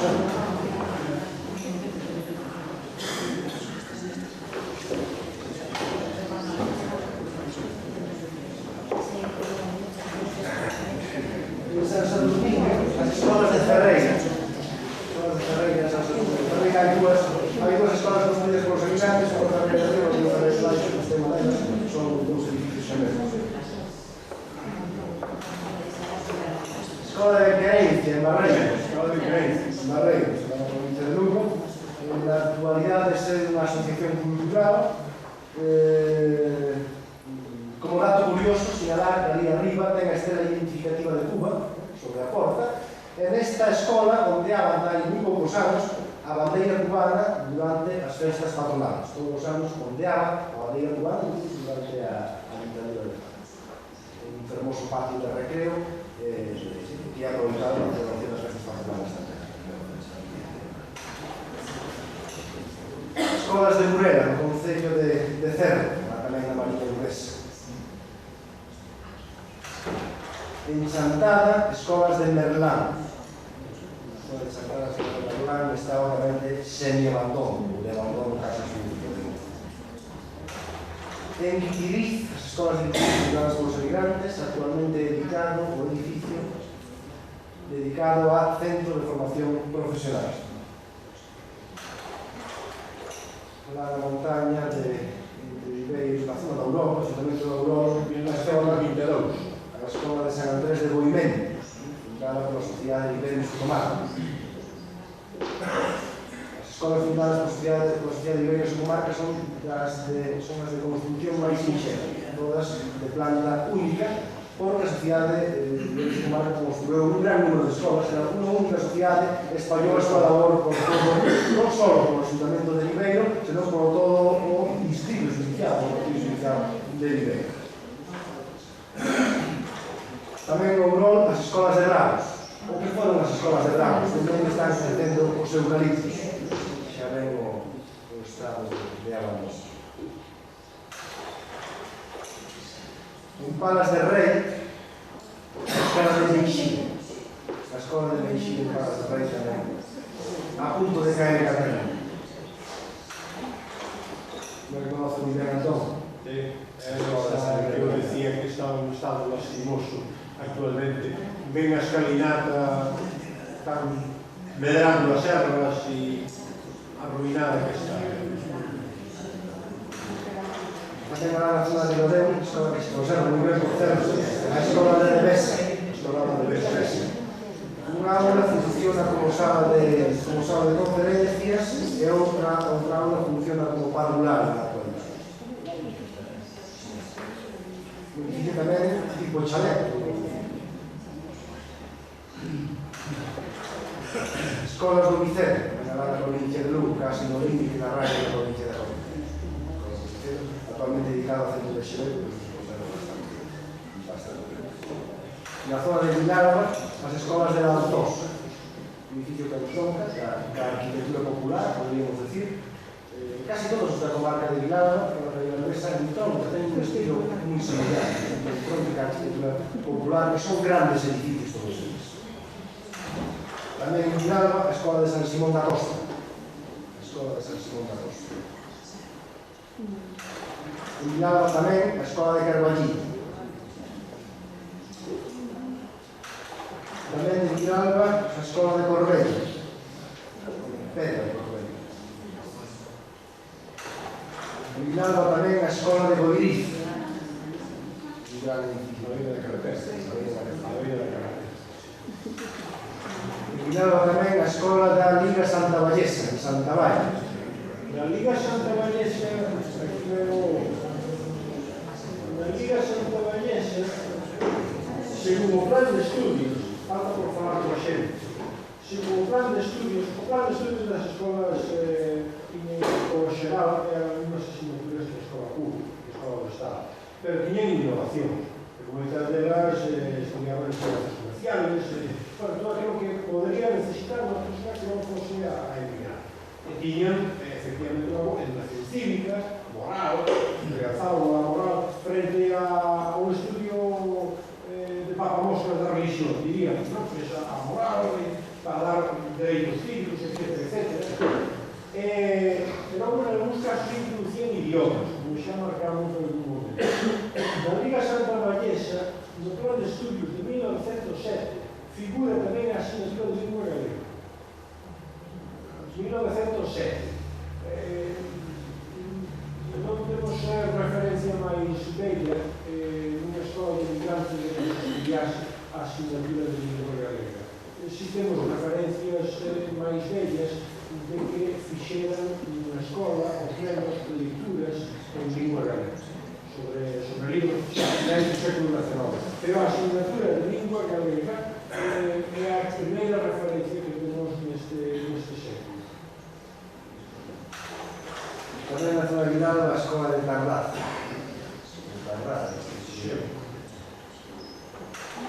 Volvemos a Viveiro, a escola de Magaz. Toda a escola de Viveiro ten un estilo moi semellante, de planta baixa, con os planos ventanadas, neste estilo. Na zona de Xermane, a escola de Rompar, unha escola que ten certas semellanzas con esta na que estamos. E se fixese, por exemplo, na parte superior. Un edificio máis sinxelo que este, como de xestión que estamos, pero que gardan semellanzas con esta. Tamén en Xermane, a escola de Lousada Abaixo. Escola, a capela, un banco da música, todo iso. Vamos á provincia de Ourense, a escola de Coles. Aparentemente está moi ben, pero se non podaba atrás está todo tirado, solamente queda esta parede de aquí outra. Tamén en Ourense, a escola de Vilanova da Carballeira, concretamente de Nogueira de Ramuño. Esta que foi a da Carballeira, esta que se estaba facendo de noite, derrubaron unha mau extraña, porque iba a ser só a laica. Empezaron a construir de novo e volveron a derrubar de noite. E finalmente xa construíron e dicían a escola da Carballeira será laica ou non será. Foi laica. No concello de Carballeira de Ourense, a escola de Reales. Actualmente é Ourense, en Pontevedra xa a escola de Arles, que víamos antes outra diapositiva deste mesmo ciclo. Sabes pintadillo, non? Pontevedra tamén Gondomar, a escola de Morgadáns, feita polos emigrantes da zona radicados en Uruguai. No concello de Mos, a escola de Cototorrón, parroquia de Tameiras.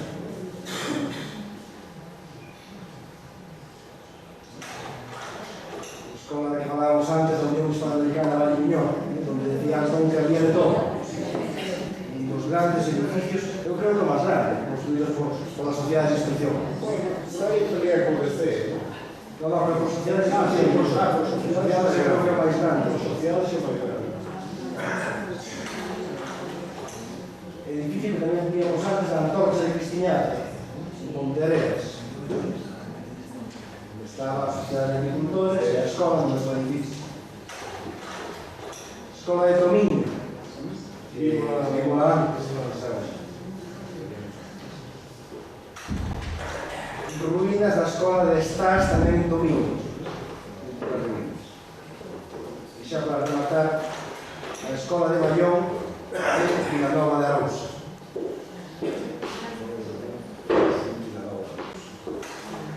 E ata aquí chegou o reportaxe de diapositivas.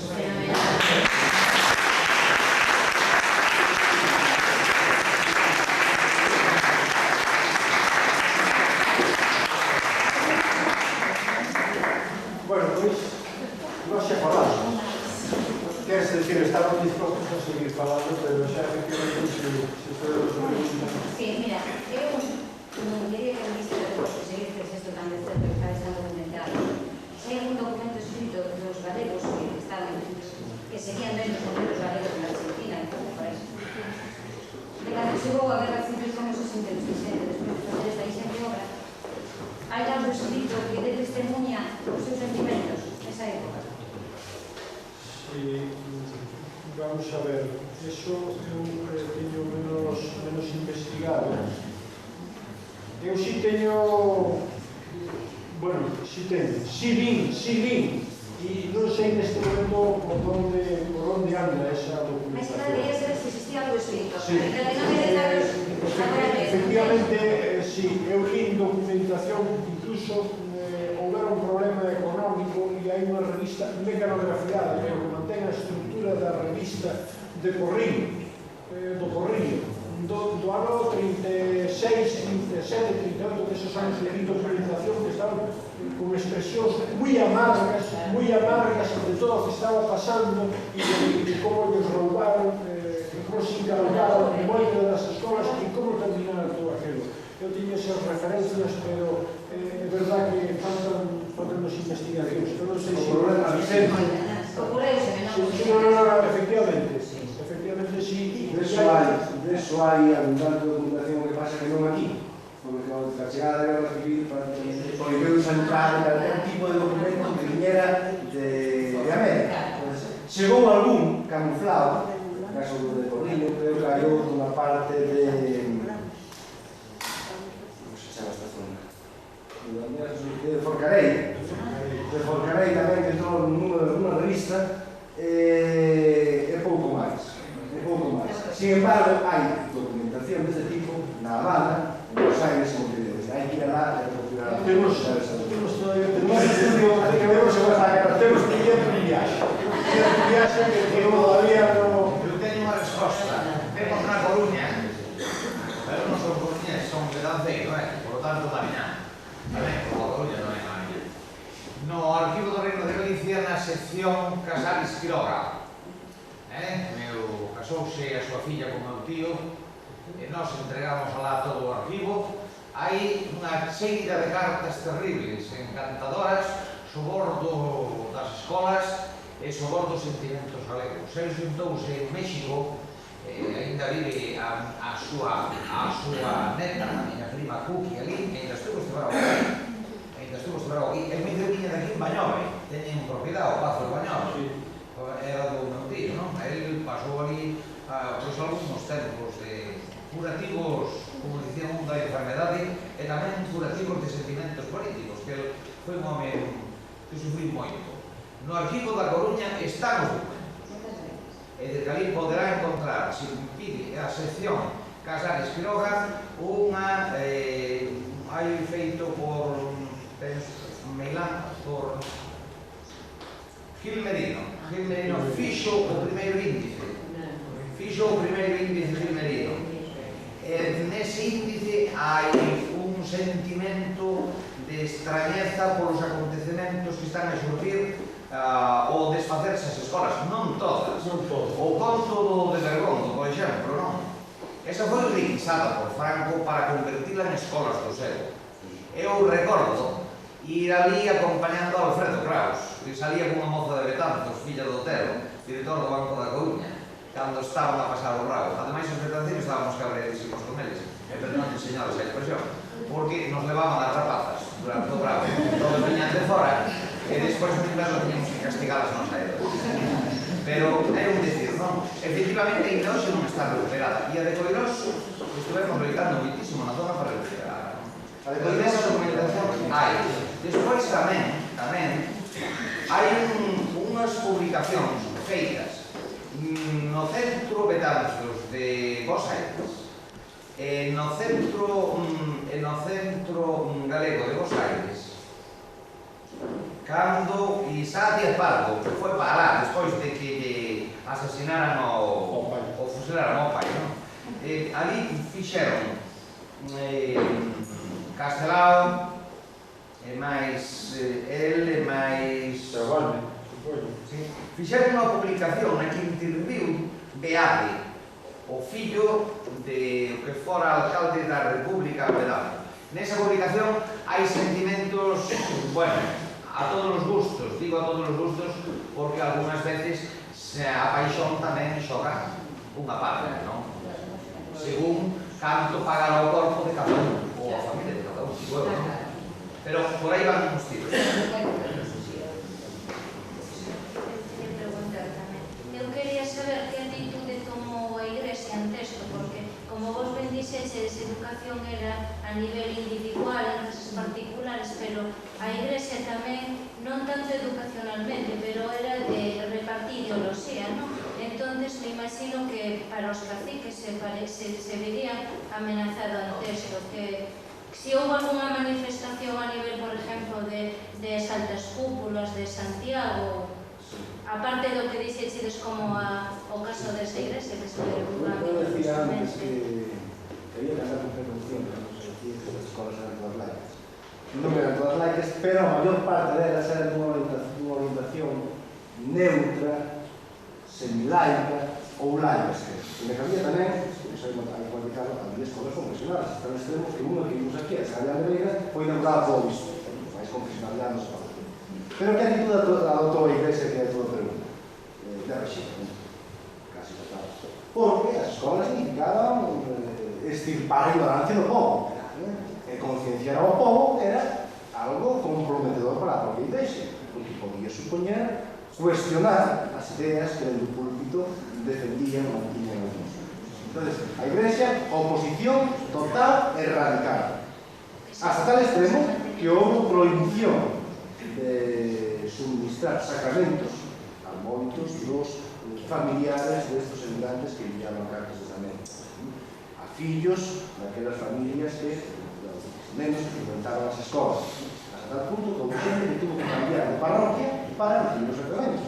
Porque aquí ten en conta unha cousa: as escolas eran laicas, pero moitas veces os rodantes eran crentes, que non era incompatible un proceso con o outro. Eles tiñan moi claro, moito máis claro que temos nosotros hoxe en día. Moitísimo máis claro. Os emigrantes tiñan, non sei se por intuición, se por qué, pero tiñan moi claro. Eles separaban o que era a iglesia do que era a escola. Entón, o que non querían eran restos na escola.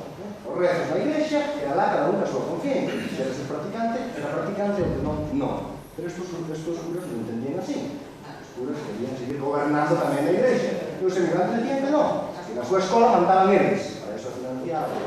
Entón, houve un gran conflito hasta tal extremo que moitas escolas clausuráronse non durante a ditadura de Franco, non cando chegou a guerra civil, senón moito antes, xa durante a ditadura de Franco de Rivera. Hai escolas que prácticamente abriros e pechados. O caso, por exemplo, deste que digamos aí que estaba frente á igrexa, non? E era, creo que, da iglesia da Carballeira, da escola da Carballeira, que pola noite aparecían os muros derrubados cando se estaba construindo.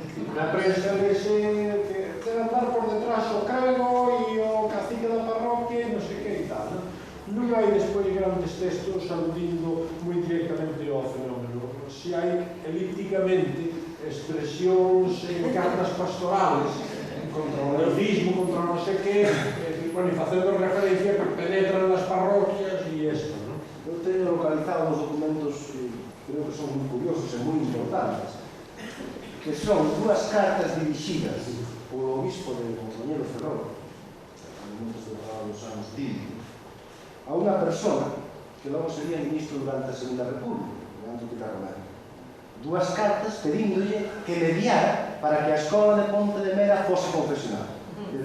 Este Leandro Pilar Romero era un hombre moi vinculado, un intelectual moi vinculado á Sociedade de Instrucción, en concreto á Sociedade de Instrucción de Ponte de Mera. Entonces, era un home tamén creente, practicante. Entonces, o obispo acudeu a él para que mediara a ver se conseguía que na escola Ponte de Mera se impartía a religión e se colocara o crucifixo, porque as dúas obsesións dos creos naquele momento era que se colocase o crucifixo e que se enseñase a religión e que fose media hora. Enseñar a religión significa rezar.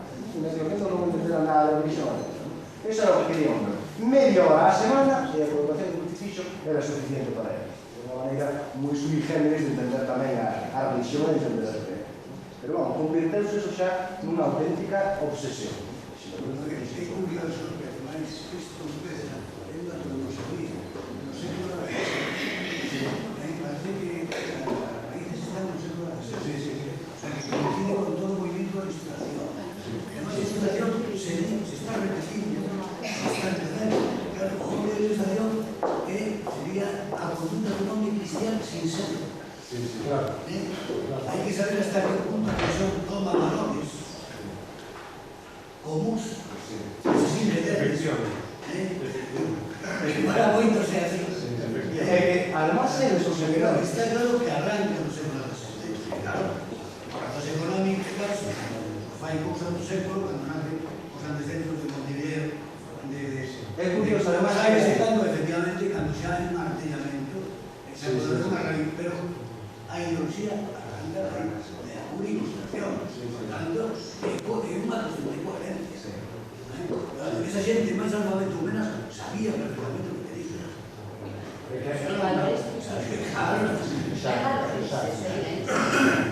E además, as súas mentalidades cambiaron totalmente como o da emigración. Para mí, o máis importante da emigración xa non son estas escolas, senón o cambio de mentalidades que se produce ao salir ao exterior. E sin ese cambio de mentalidades, precisamente é fundamental que manteño a miña tese doctoral, sin ese cambio de mentalidades non se pode explicar absolutamente nada, nin a intervención escolar, nin os cartos que envían por obras culturales, para nada. Eu creo que o fundamental é o que permanece máis. Ao longo do tempo non non son os edificios, non é eso, é o cambio de mentalidades. Ese cambio de mentalidades, ademais, despois traspásase aos veciños que están aquí. É un legado que os emigrantes de lá están os seus conducidos. Y con relación a esos señores que hicieron tanto dinero por allá, no se sabe nada de la actuación de los mismos en la isla, por ejemplo en Cuba. ¿Cómo actuaron? ¿Qué hicieron con los negros? Sí. ¿Cómo amasaron esa fortuna? Y eso es lo que se dice hoy día, un blanqueo de dinero. Sí. En moitos casos se parece que foi así. Sacaron as cartas a partir da plata. Eso depende da historia. Había que facer a historia individualizada, a biografía real desa xente. Sacaron as cartas. Para mí eso é interesante. Pero máis interesante incluso é que, bueno, estes homens evidentemente mataron moitos negros. Pero por lo menos na súa vida fixeron algo positivo. Porque cando son, se llegaron a carreros, non fixeron nada. No siempre el dinero dicen que proviene de matar negros. Hablan incluso de determinadas zonas de corrupción. Sí. Sobre los estamos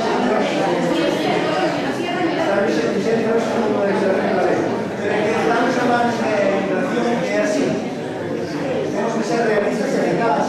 Tan dramática é que a xente, para sacar cargos, para salir da miseria, que o que se trata é salir da miseria e prosperar, entonces temos que facer de todo. Lamentablemente. Y aparte, efectivamente, aparte de eso, lo que decíamos antes, que sea una parte de los indianos, y una parte de los indianos que además son filleros de este modo y que diríamos blanquean a coronas de criminalidad. Es algo que hay que estudiar y hay que afinar y afinar. Lo que son las escuelas de la sociedad. Imaginad, vos sois familiares, son meus, outros, que saen de zona rural, de unha zona rural donde normalmente que gobernaba o cacique dentro dunha rede de caciques paisanos, hasta chegar ao gobernador da provincia ou eso, para ver como se conseguían obter as poucos recursos para facer unha carretera ou para non sei que. Estos emigrantes trasplantados non tanto en Buenos Aires, non tanto en La Habana, pero moito máis en Montevideo e moito máis en Buenos Aires, en La Plata, que encontran naqueles momentos, anos 10, 15, 20, sociedades, bueno, con riqueza económica, pero aparte desas sociedades donde hai un bon desenrolo do sistema escolar en cada dos lugares, donde hai edificios escolares, donde funcionan os parlamentos, mellor ou peor, pero hai unha vida política, hai uns sindicatos, algo impensable para moita xente. Eso significa, porque antes se lo dicen, un despertar e un cambio de mentalidades, porque non se traballa aquí. Eu recordo unha anécdota contada por alguén que xa morreu, como moitos outros, Luís Soto, que foi, en certo modo, secretario particular de Castelao, no tempo en que Castelao estivo coa saída da guerra no 36 en Estados Unidos, dando mítines e regalando diñeiro entre a sociedade americana e entre migrantes alá. O Luís Soto, este foi mestre comunista e tuvo que fuxir, foi do escapar. No ano 36 estaba na parroquia de un parroquia que se chamaba Gargamal, na zona de Mondariz. Este contoume a mí, no ano, agora con 7 ou 8 anos, en Cangas, contoume como se fixo el para que na parroquia, para que saíra o plebiscito do Estatuto de Autonomía, saíra vencedor, saíra radiante. Pois que fixo? Non se dirixiu directamente aos seus vecinos e aos pais dos nenos que tiñan na escola. Escribiu a cada un dos emigrantes que estaban alá e dixolles, por favor, decidelle ás familias que voten sí ao Estatuto de Autonomía.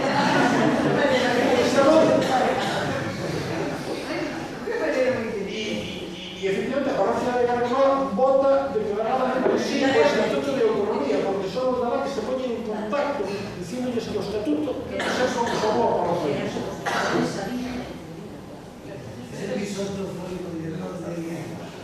Sí, exactamente o mesmo. Exactamente o mesmo. En México. Fue el guión revista de servicio más de poesía. Sí. Esa revista llegaba a nuestro instituto en los años estudiantes y antes, en tiempos de Franco, nos llegaba bien. Eso está bien. Así no vamos a saber lo que Lo queda. que pasa es que los medios que no sé si no conocisteis en el resto de literatura que era castellano, no lo permitía así, es decir, llegaba, estaba en la sala de profesores, pero no se le daba importancia.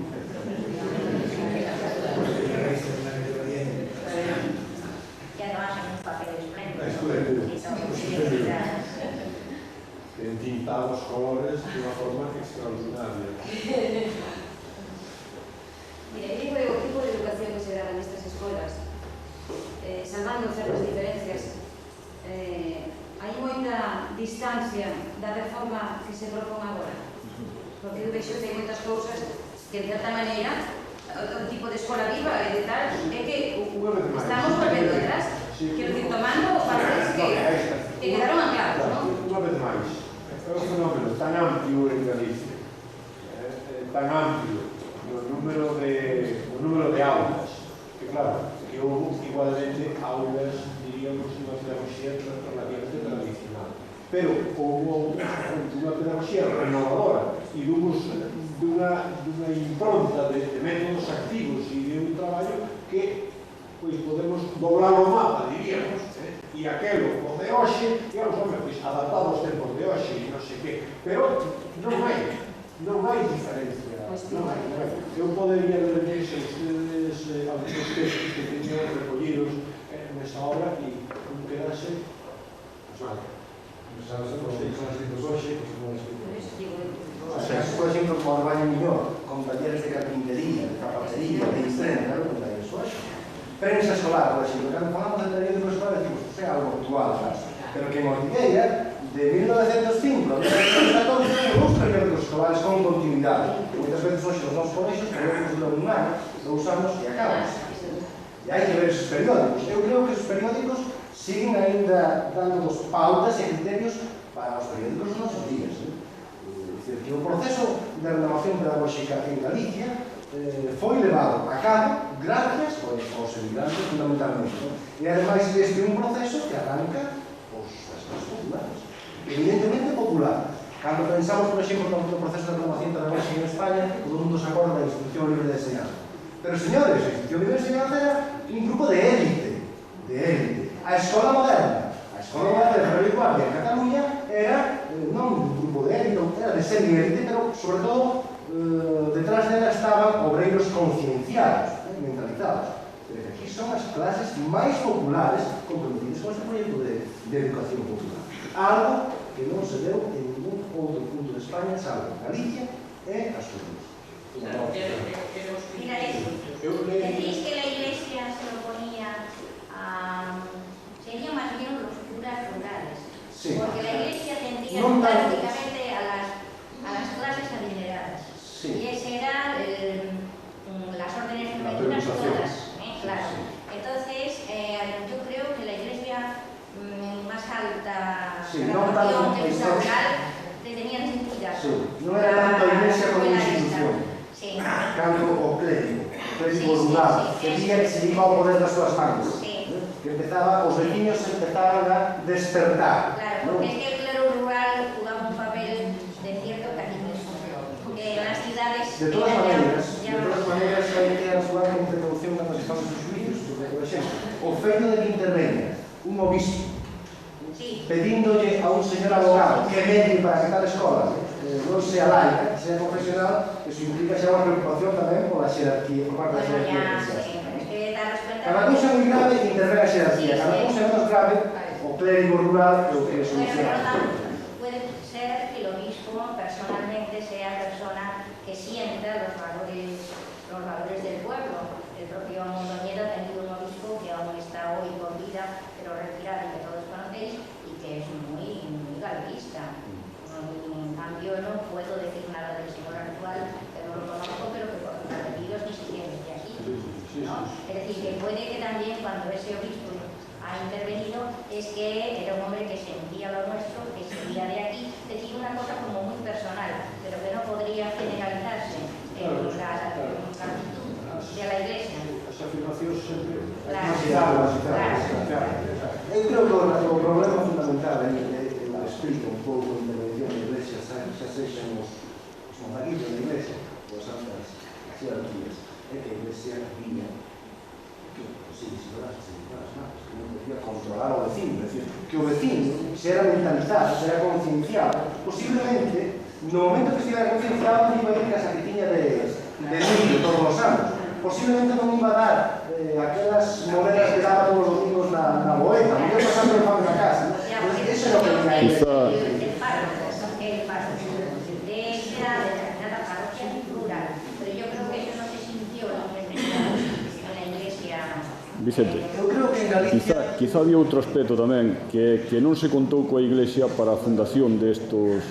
Sí, non, contouse. Contouse, sí. Contouse que a Iglesia e os emigrantes, en moitos casos, por exemplo, onde eu, tuveron a deferencia de invitar incluso os curas á inauguración, a actos oficiales e tal.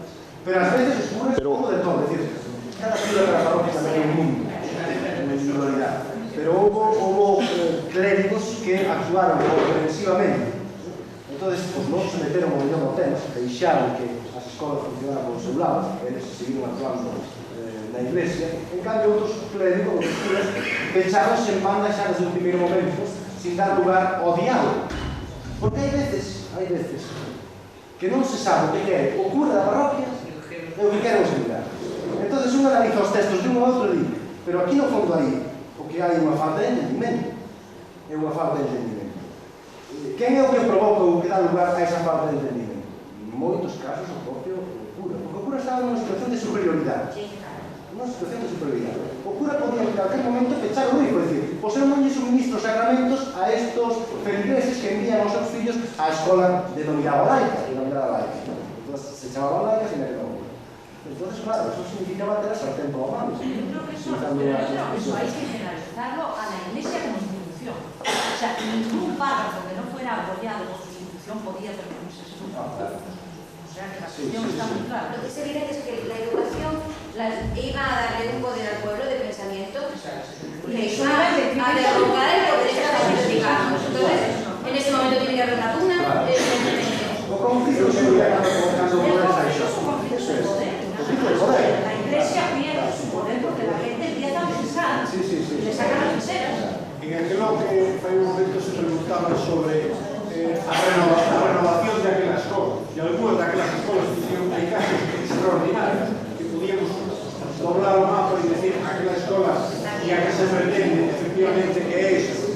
Eu leería un texto que está escrito neste caso por un maestro e era daquela escola de San Miguel do Reinante na que eu escribe. Chegou ao 36 que o mestre apartaron que non pasou por Cadea e non sei se terminou despois de moitos anos por Segovia ou algo así. Dixen eu cando vimos a escola que está ten por detrás a pendiente moderadamente de montaña e a escola ten, vou dicir para que se entenda o texto, ten no horizonte, a kilómetro e medio ten o mar e ves unha gran orla do mar Campar. Entón, bueno, pois facían excursións escolares, sacaban os nenos da escola tamén, sacaban os nenos para estudiar cousas en vivo e en directo, non? Diríamos así, non? Escribe o mestre, 1936, antes de que isto sucedera. Para hacer fructíferas nuestras excursiones más modestas, comenzamos por preparar alguna lección, clase, de carácter experimental, que haya necesidad de vivirla en plena naturaleza y no en la clase, con lo que pretendemos justificarnos ante el pueblo, que en su ignorancia no acierta a ver en las excursiones escolares, sino un eufórico pasatiempo, olvidando o desconociendo su valor altamente tonificador y educativo. Escribo más. De acuerdo con los niños, hacemos el programa conviniendo en trabajar sobre las siguientes cuestiones. Obtención, más bien obtención de los derivados del PIB, sus aplicaciones y centros geográficos de mayor producción, construcción de gráficos de la costa cantábrica y por extensión de la española. altitudes y trazados de isobras de España. Problemas aritmético-geométricos sobre agrimensura y cálculo mental sobre términos medios, con ocasión de la paralela media del terreno trapecial que hemos medido.